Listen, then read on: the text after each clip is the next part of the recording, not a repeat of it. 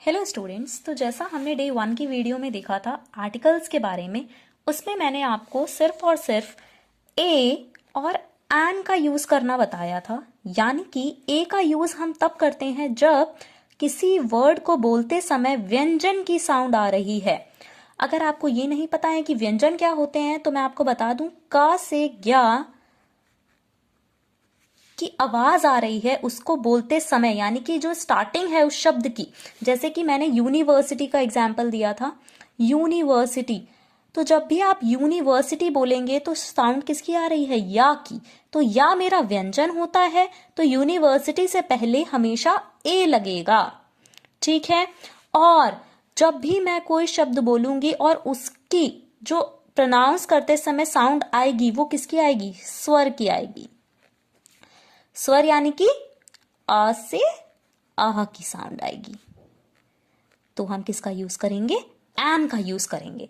तो ये जो लॉजिक मैंने आपको बताया था कि बचपन में सिखाया जाता था, अगर हम वॉवल का यूज, वॉवल है ए ई आई ओ यू तो एन करना है, कॉन्सोनेंट है तो ए करना है। तो वो जो लॉजिक है वो एक लिमिटेशन तक ठीक होता है, क्योंकि हमारे अंदर इतनी समझ नहीं होती है बचपन में। बट अब हम इसको पहचान सकते हैं कि जो साउंड है वो किसकी आ रही है, स्वर की या व्यंजन की। ठीक है। तो अब देखो, आज मैं आप लोगों को ना द का यूज करना सिखाऊंगी। मैंने उस दिन भी आपको बताया था कि जो द होता है वो स्पेसिफिक चीज के लिए यूज होता है। ठीक है। द को हम डेफिनेट आर्टिकल बोलते हैं। क्यों बोलते हैं? क्योंकि ये स्पेसिफिक होता है।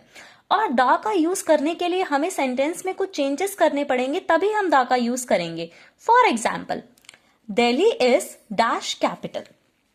इसका जो करेक्ट आंसर है वो ये है, ए। अगर आप में से किसी ने मन में आंसर सोचा था दिल्ली इज द कैपिटल, तो बिल्कुल गलत हैं आप। क्यों गलत हैं? क्योंकि यहाँ पे हमें स्पेसिफिक नहीं बताया है कि दिल्ली किसकी कैपिटल है, यानी कि ऑब्जेक्ट क्लियर नहीं है, हमें सिर्फ और सिर्फ कैपिटल बताया है। ठीक। अभी वही अगला सेंटेंस देखो, Delhi is the capital of India. यहाँ पे मैंने द का यूज क्यों किया है? क्योंकि मुझे बता दिया गया है कि दिल्ली जो है वो किसकी राजधानी है? हमारे देश भारत की राजधानी है। ठीक है। अब इसी तरह से एक और एग्जाम्पल देखिए, ही इज डैश MLA। अब सबसे पहले आपको इस वर्ड की प्रोनाउंसिएशन पे ध्यान देना है, MLA। ठीक है। तो M, हम जब भी बोलते हैं M, तो किसका यूज हो रहा है? एक। क्या ये मेरा स्वर है? जी हाँ, ये मेरा स्वर है। और अगर हमारी किसी भी वर्ड की स्टार्टिंग में जो साउंड आएगी वो स्वर की आएगी, तो हम क्या लगाएंगे? एन लगाएंगे।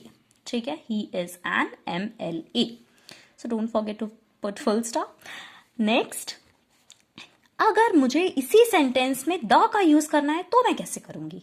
देखिए, he is the MLA of उत्तम नगर। ठीक है।